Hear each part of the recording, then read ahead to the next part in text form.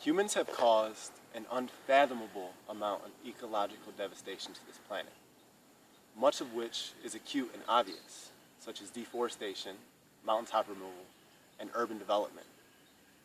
However, much of which is far less obvious and is a result of our industrial agriculture system.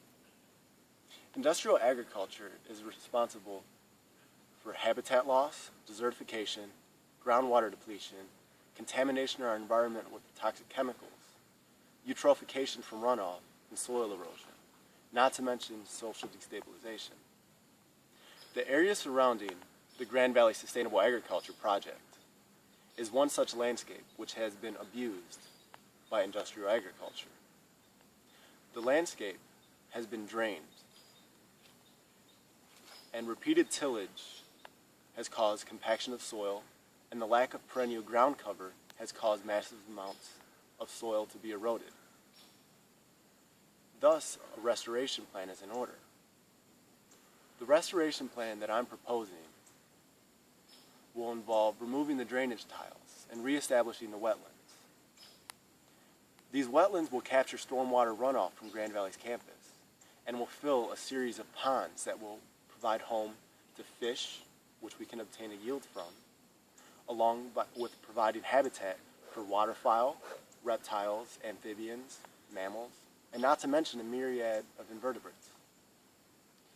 Along with this wetland reestablishment, we will construct a food savanna, which will try and emulate the oak savannas, which used to dominate this portion of southwest Michigan.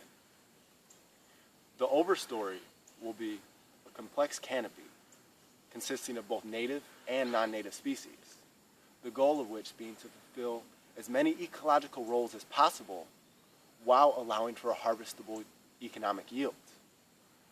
The overstory can be consisted of things like Michigan pecans, persimmons, and chestnuts, along with hazelnuts, and many other fruits and nuts.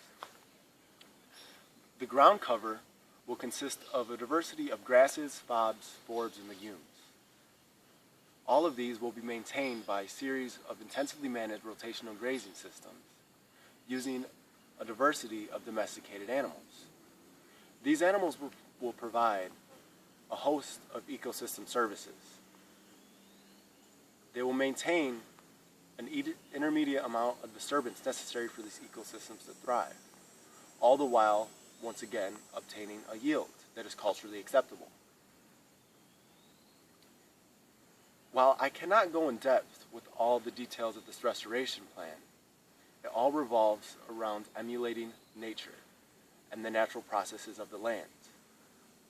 Too often we have this idea that we need to simply increase the amount of area we have preserved and leave no trace, and do less bad in the areas where we interact with.